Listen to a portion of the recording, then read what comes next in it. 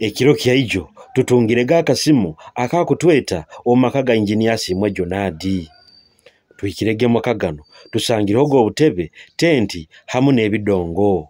Wamaiwe omuntu we nakukenga yamanya nti aroho omukoro gugenda maiso. Nnyo n'abagenzi bange omulingo tubaige tweserwe ekikaguzo kibairege nti omukoro guno gwaki. Obu tubaige ntukyaro ntwehabuze ekikaguzo kino tugenzege kurora olusorongo lw'abantu kagamba bagambire gabagenyi batandika kutawa mu tenti kandi baikara. Hanyuma y'abagenyi bano kuikara kandi bakachulana kagamba atugambirege nti ati kaireke kya musana. Omunyora agamba nti bakwesere kulya kandora akanyihawo omukaire ako bayisainege basindikira asitamire. Naite twatandika agenda kufuna ekya musana kandi gali mananu twakimunya.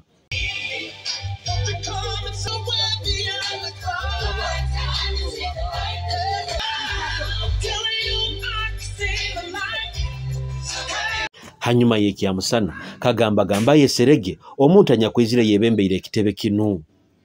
Obo nubo tukikengerege nti abantu abanyakwizire babege bayikazi ba kitaagi. Engonzi nize zitulesere omumaka gano. Tongwerege twakenge kigenderwa kyabane kibage kibalesere kuchunchubiza Engineer Jonadi akarwa katagenzere kurungi n'okumuletera amasaju ga Christmas.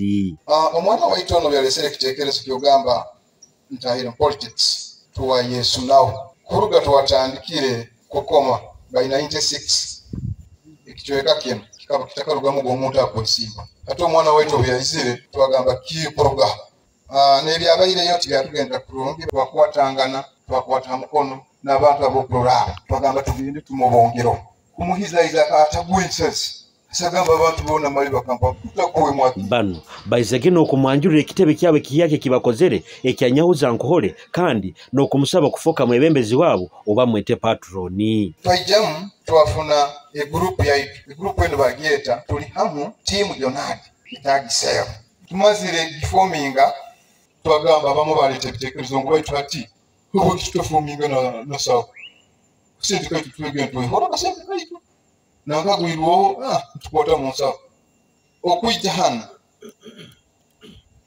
twaija omwa Engineer Jonadi Asiimwe 1 kumusaba abe patron waitu wekiwe bano ombi baleserege abaire mugengundu y'embuzi enkoko ebitooke obuhunga hamu n'ebindi bingi muno. Kiraijo nti Asiimwe Jonadi akaba yesimbira okuratira abanyahoima mbuturuka musana oba gyete Hoima East omurukurata olukuro ihanga.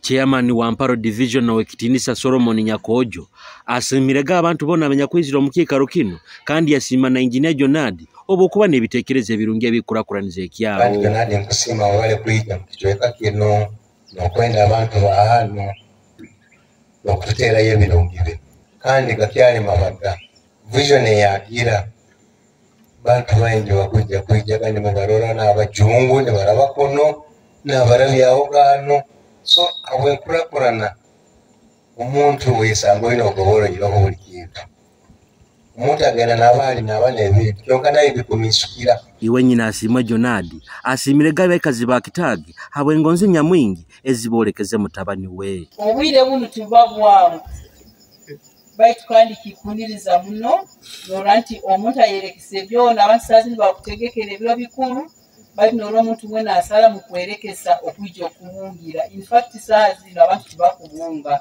buli muntu alakalitango akusera enyama akusera dalyaki akusera bikimu kyona baitu nyo kubasiima aberekeseze byona abataaki mwajja kutubungira. Ono ayongerege yolekya nti abantu bainga babaire besimbireho akarutu kagenda kurungi bakabura mu bantu baitu Asiimwe Jonadi asikaire mu bantu.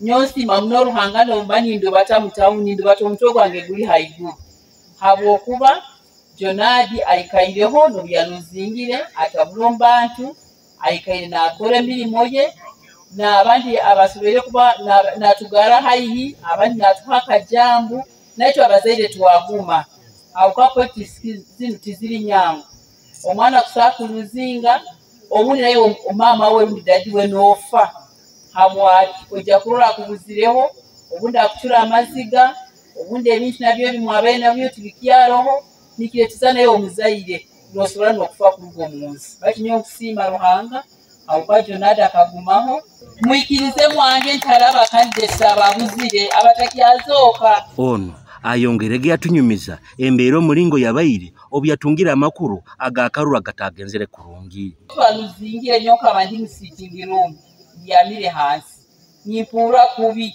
baitu kagenda kuro harediyo nakyasasangura nti mugume ndoho hatube tuluzingire kandi ndi hamu nayinywa amani gangarukamu nokwika hati Jonadi ikaire hamu naitwe kandi muhule mugumire aina visions nyingi muneza ine zinda zingambira ezini zihura mu rumazi baitu muhule muteeka ine nti turoho kandi tukaija. N'abaliza abantu abanyakabayiga bayizira mukoro guno Engineer Jonadi asimire gabayikazi ba Kitagi kandi yabagamba nti galimanano bamuteira akabali. Inye nywenge kimukozere kino kituhaire ibanja itwe abebyaro bingi na bili tukali nkubasaba abantu ba Kitagi okugonza kuno kumwolekeze okupurishinge no mbaka no kufamilies n'abaana n'abayijukuru nakitube no kugonzanga itwena kutukali. Akiziregea nti abantu korora nti nibamusiima kikoleka nti ebintu byayizire nakolera abantu banyamwingi bikusiimwa. That's a good spirit of understanding. Kiba nikyole kyangu mali abantu abatwina bakutumanya abantu abatwina bakusiima ebitwikaire tukora nabo aho emyaka egenzere tukaye tukora ebintu bingi n'abantu kitusaku byatura ninkusanga omuhando ine kintu ninkikora ekyo nikinyeba nikya ninkusanga ninkore gindi ninkikora ekyo nikinyeba ikimanyisango twina kuija mu that kind of leadership. Ona yongeregea basaba nti bakole ebitebe ebine ekigenderwa kandi bitali bya polipo kina kuba na motives kandi nokuba bitali ebitebe bine biri political groups zine zita political atinye ikyani mukikoze nakala it means it has a vision kine ebintu ebikikora ki batalo obusumya omulinda 24 ojja kuhura mwaka gwa 2004 ojja kula ebitebe ebigenda kuinkurizinga 10 bantu 8 abantu 7 for sure leka tube realistic mutukole buli kintu kyona twine ensonga obokole kintu otaina nsonga you are wasting your own time okusisa obwire bwawe tokusisa bwange baitu bokole kitebe okagamba kitebe kinikoze with this mission and the vision then ogenda koraki okirwanirira nyokuruga karanka bagamba akarubu obukaragenda kulongi kizonge nyabagambira gatwikalira obukarajja nti arohasingire kizonge tukyagenda radio tubonga juleti kitugenda kugenda mukoti there's no reason to fight kandi kyo twakoze kiniko wewe so that's a leader okutaba mufuki bumanzi nti bitukora byona tali mu mpaka jasibire mu Ruhanga kiniko wewe so nkusima timu zona ezayikirize enchwamu yange habo kuba abantu araba nterere simbanga bano twino bukakafu abandi bandetire papura abandi bandetire recording sonyaga bano ekyo natiki kwetagisema. What we need is to congratulate bona abalabiremo halepo zona tuongere tugenda maisi kana mazima mujako bwa kaisu tinkagarukira ganyuma na timu zange zona tiniko wewe are yagarukirire nyuma ekyo nike kyama okyokusomesa ngo twajaga mukatunyumye abandi banjibirwa agambe program aite bigambe binde binyabazaga kibabitwaraga kuba serious but I'm very sure right now buli muntu wena akumanya awaki twabazaga tutyo. Ono ayongeregia basaba nti babe besigwa omukitebe kyabo obukiraba kiriki akurakurana kandi nabo kibakurakuranize ale bintu ebisuppose kuba twekulembeza enono eyo kubanza ero bwesigangana orakwasire sente wazihamu kandi leka kutandika kubaza ebizibu bingi baita hakuzitwala ebizibu utakoleki utabibaze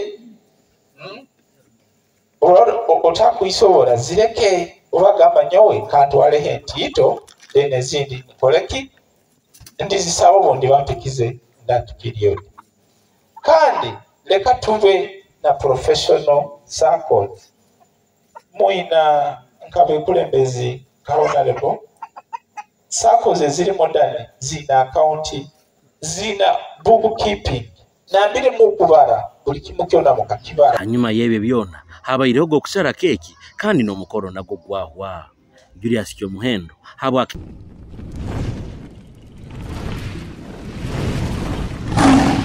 Kitara TV kwegesa kumanyisa.